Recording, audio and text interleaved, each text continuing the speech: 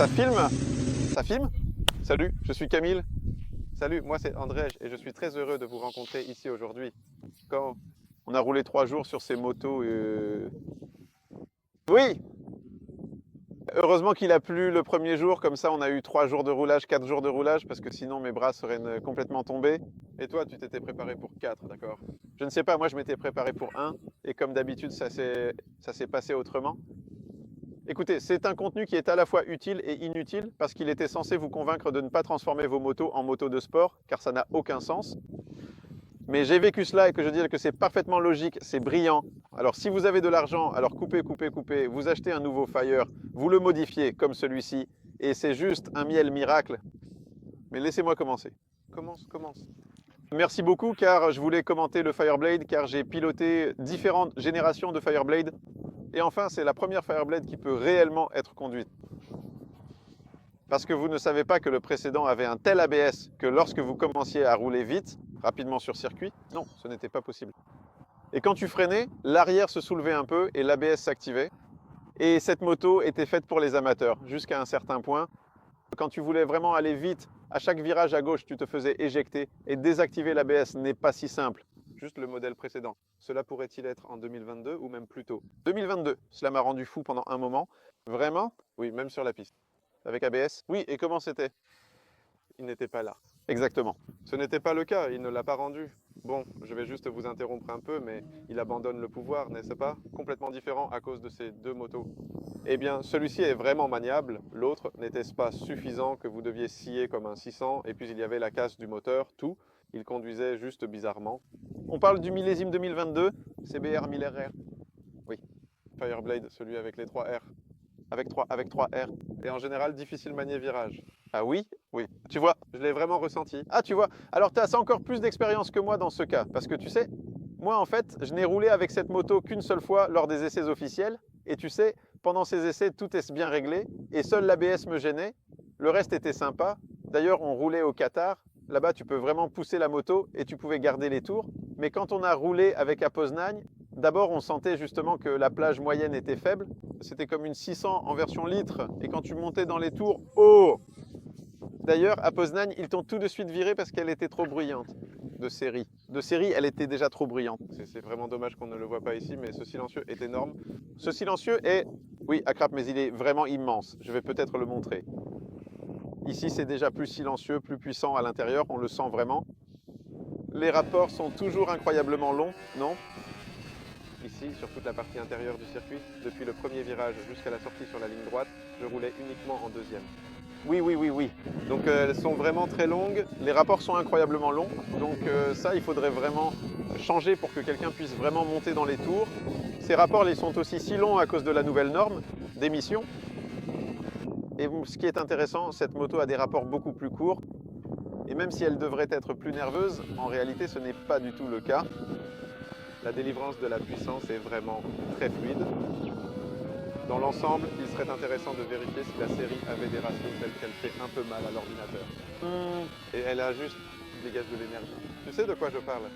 Il me semble que ça peut vraiment venir des pignons. Parce que imagine sur la stunt quand on roulait, bram là-bas, quand tu roules sur la roue arrière, tu dois être très précis avec les gaz, non?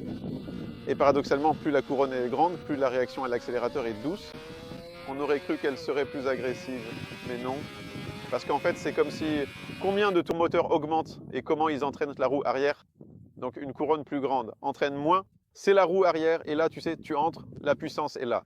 Et tout simplement sur ce seul rapport, c'est fou, c'est rapide. Et même chaque 1000 tours, c'est une vitesse bien plus élevée au final sur la roue arrière. Bien sûr, on s'éloigne du sujet parce que le sujet, c'est que oui, la Fireblade, celle-ci est enfin prête à rouler sur circuit à grande vitesse. Combien de temps avez-vous roulé avec cette Fireblade aujourd'hui? 43, il y en a 9 km. Et le tien? BMW R1000RR. Sur les lumières? J'ai aussi roulé à 42,3 au feu, donc 0,5 secondes de différence. Quelle est la différence? Je n'ai fait que 4 tours sur ce vélo. Je n'ai jamais roulé sur cette Fireblade en version stock, évidemment, beaucoup. J'ai de l'expérience avec Honda, mais sur celle-ci, je suis parti et au début, franchement, ça m'a paru bizarre. Je suis parti avec Andrzej et je me suis dit, mince, celle-là accélère tout de suite, elle va vite. Et moi, je me disais, bon sang, qu'est-ce que c'est petit, qu'est-ce que c'est lent. Comme tout est incroyablement différent, vraiment, c'est une transformation notable. Oui, tu sais, parce que certains pourraient légitimement penser qu'une seconde et demie, ce laps de temps si court, c'est déjà une éternité, une marge absolument énorme dans le monde de la performance automobile. Et que par conséquent, cette BMW spécifique est intrinsèquement bien meilleure, plus performante et plus aboutie que celle-ci, la précédente. Mais ce n'est absolument pas le cas. Ce n'est pas du tout la réalité de la situation, car justement, il est crucial de se souvenir que c'était notre tout premier tour de piste avec ce véhicule, un tour d'exploration et d'adaptation. Cela montre justement que Camille, sur sa moto habituelle et sur celle-ci, réalise immédiatement des temps comparables. Cela prouve donc que cette moto est tout simplement adaptée à la conduite sur circuit. Directement sortie de la boîte, tout comme finalement la BMW 3, la Prius RS V4 ou la Ducati Panigale V4. Enfin, après toutes ces années. Justement, moi, ce que tu as dit, c'est qu'avant, c'était une moto difficile. Et par exemple, si je comparais l'ancien modèle sorti de la boîte à une autre marque, l'écart serait encore plus grand.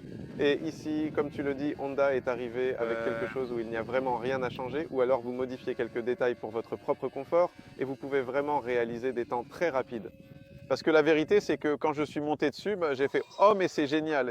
et je suis idiot. Parce qu'il y a justement ici Milan Pawelek qui a fait 38 avec cette moto. Tu as fait un tour, 38.1. Et quand je roulais, tu as fini par me dépasser et je me suis dit « Mince, je m'accroche à toi. » Et vous savez, c'est ma tactique. Soit je donne la moto au pilote avec des pneus de route pendant que je suis en slick. Ici, en l'occurrence, les deux motos étaient en slick. Soit je lui donne une moto beaucoup moins préparée, et alors je peux enfin rouler avec toi, par exemple. Et je me dis, mince, je m'accroche à toi, je vais te suivre. Et puis je me suis dit, mince, en fait, je ne veux pas user les pneus ici, Milan. Et je suis rentré, et il s'est avéré qu'il venait justement de changer les pneus pour des neufs. Et là,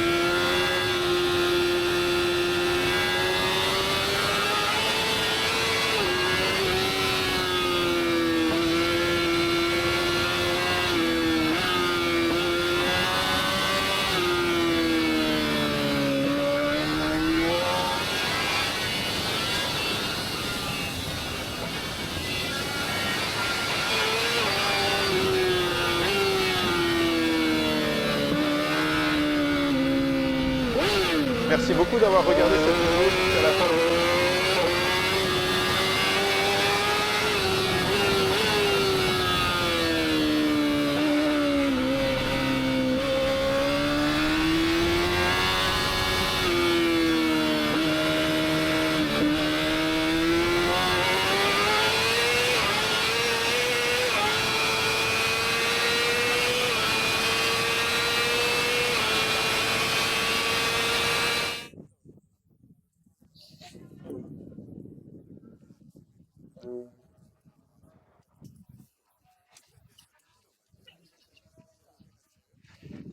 Et ça, il faut vraiment s'en souvenir et bien l'intégrer parce que moi aussi, je dois l'admettre, je me suis fait avoir à plusieurs reprises avec cette particularité, cette spécificité de la moto. J'ai roulé là-dessus et il est vrai que la position est très basse, ce qui est une sensation assez unique. Moi aussi, je suis une personne de taille assez grande et ce n'est absolument pas comme si je ne rentrais pas du tout dedans ou alors que ce n'était pas du tout confortable pour moi sur de longues périodes. Mais au tout début, cela procure une impression assez étrange, une sensation un peu déroutante. parce que normalement, sur la plupart de ces motos de cette catégorie, on est généralement assis beaucoup plus haut, je veux dire spécifiquement les motos de la catégorie 1000 cm3, qui offrent habituellement une position de conduite plus élevée et plus dominante. Bien sûr, on est assis plus haut, et ici c'est très bas, mais ça a aussi ses avantages, car le centre de gravité est plus bas, et c'est aussi pour ça qu'on se sent aussi bien dans les virages. Voilà, c'est encore une moto de route qui est censée être une moto de route, qu'on peut toucher au sol. Et vous avez vu que c'est un peu... mais qu'est-ce que je changerais? Peut-être pour qu'il y ait au moins quelque chose à améliorer ici.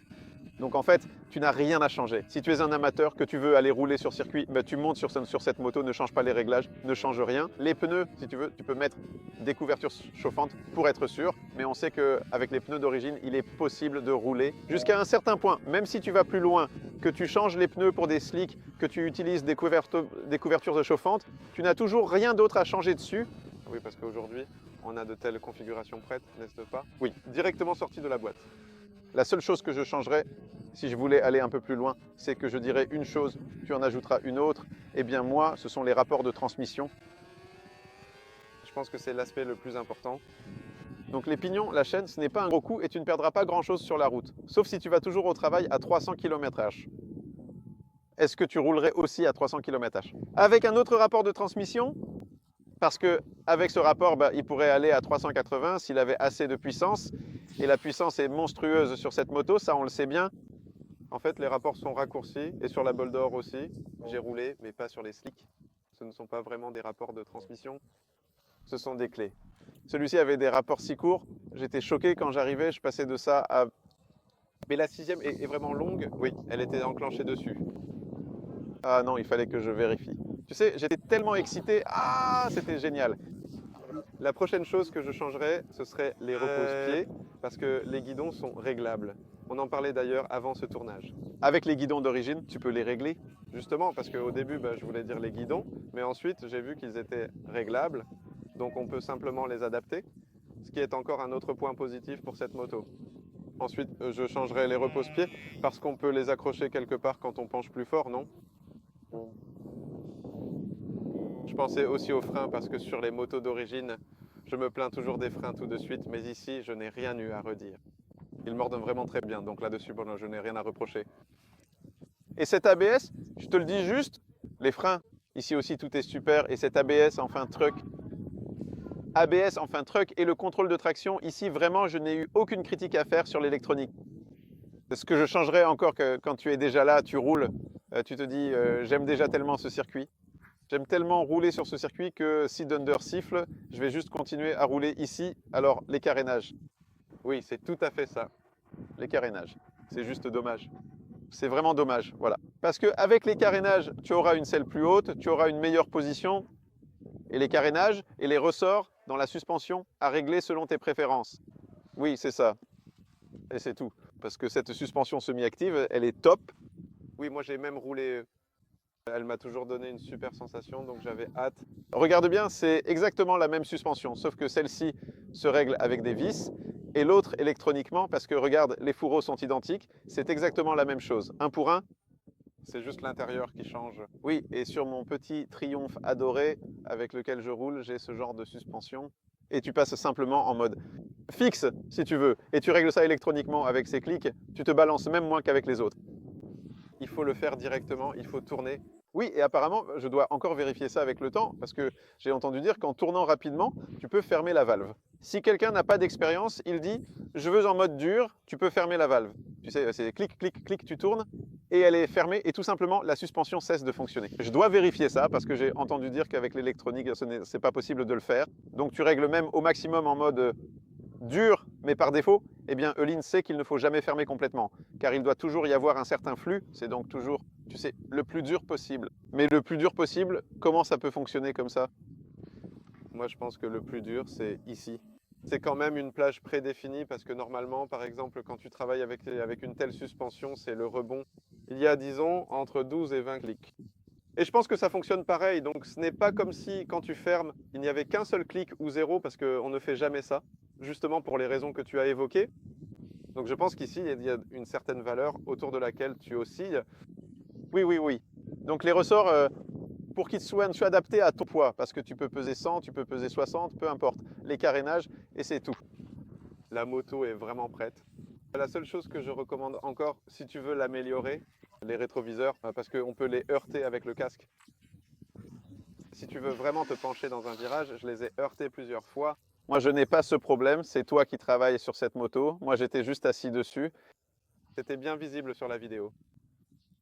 C'est bien à gauche que devant la caméra, c'est bien que ça ait à peine été filmé, mais au moins il y a quelque chose sur la vidéo. Écoutez, c'est la valeur informative qui compte avant tout. Si quelqu'un veut voir comment ces motos roulent, il peut venir à une manche Wojcik, Miso de Pologne, ou, eh bien, on verra où vous serez. Donc endurance, peut-être que quelqu'un veut venir à l'endurance. Mais on peut encore continuer un peu parce que la discussion se passe bien. Ce salaud-là, je te le dis, il est cool. Je veux dire, j'aime bien le caractère de ce moteur, qu'il soit justement aussi rugissant. Il a toujours ce caractère, appelons-le, de 6 cents. Parce que je sens qu'il hurle vraiment et qu'il avance. La puissance est monstrueuse, mais c'est justement super linéaire. C'est ce que j'aime sur cette moto. Oui, mais il hurle vraiment, c'est vrai. Quand je roule, je ne l'entends pas trop, mais souvent quand d'autres conduisent, ils disent que mince, qu'est-ce que ça hurle. Vraiment, c'est comme si elle voulait tout donner d'elle-même. Mais je suis aussi curieux parce que tu fais beaucoup d'éloges à cette moto et moi, je n'ai pas vraiment eu beaucoup de plaisir à rouler sur circuit avec. C'est la spécification Stock 1000 et c'est ce genre de moto. Un peu expérimentale car elle appartient au président, à Grzesiek Wojcik, le propriétaire de l'équipe. Et en réalité, c'est une moto expérimentale parce qu'aujourd'hui, Milan Pawelek l'a utilisée selon les besoins. C'est une moto d'apprentissage, une moto d'entraînement.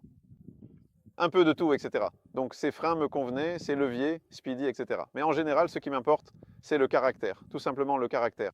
Et quand même, tu sais, une fois que tu t'y mets et que tu as l'argent, si tu construis intelligemment ta moto de course, alors là, c'est une toute autre dimension. Il faut bien l'admettre. Mais c'est ça, intelligemment, n'est-ce pas? Oui, intelligemment. Il y a déjà énormément de gadgets et de gens qui essayent de te vendre des trucs qui parfois n'ont absolument aucun sens. Ou alors tu te mets toi-même des bâtons dans les roues parce que tu compliques trop les choses. Oui, tu penses que tout ira bien et au final tu galères parce que soudainement la moto est trop rigide. Parce que si tu roulais cette moto 10 secondes plus lentement, ça ne fonctionnerait pas. Si on roulait ici, non pas en 1 minute 45 ou 43 comme avec celle-ci, mais que tu faisais 1 minute 53, il y aurait plus de chances que tu te démarques avec celle-là qu'avec celle-ci. Donc pour conclure, c'est aussi très important à transmettre. Si vous débutez, commencez par quelque chose comme ça. Oui, oui. Une moto d'origine, elle n'a pas besoin d'être belle, elle n'a pas besoin d'être neuve, mais il faut qu'elle soit de série parce que la version de série fonctionne vraiment et sérieusement, on peut vraiment aller vite avec. Vous atteindrez un certain niveau, puis visez une moto plus construite dans ce style, mais qu'elle reste transitoire. Souvent, on monte sur quelque chose comme ça. Ici d'ailleurs, on a oublié de préciser, la traction fonctionne différemment ici, l'anti-wheelie aussi fonctionne différemment. Ah, parce que c'est un faisceau électrique Hertz. Ici, on peut déjà avoir peur à un moment donné, ces systèmes fonctionnent différemment qu'avant. Et ils préviennent des situations sur lesquelles parfois vous ne pourrez pas garder le contrôle parce que vous êtes encore en train d'apprendre ou que vous venez juste de passer sur cette machine. Oui, et même cet ABS, il y a un mode course, mais il est quand même là quelque part. Mais il est là, il est là. Même si tu ne roules pas avec des slicks, parce qu'on va être honnête, en ligne droite, ce n'est pas si facile de bloquer un slick. Tu feras un front flip avant.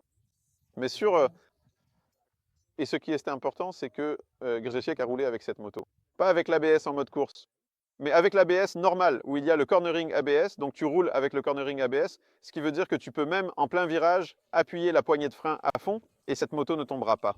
Elle ne perdra pas d'adhérence, donc c'est vraiment étape par étape, étape par étape. Et quand il n'y a plus d'autres étapes, alors c'est la prochaine étape.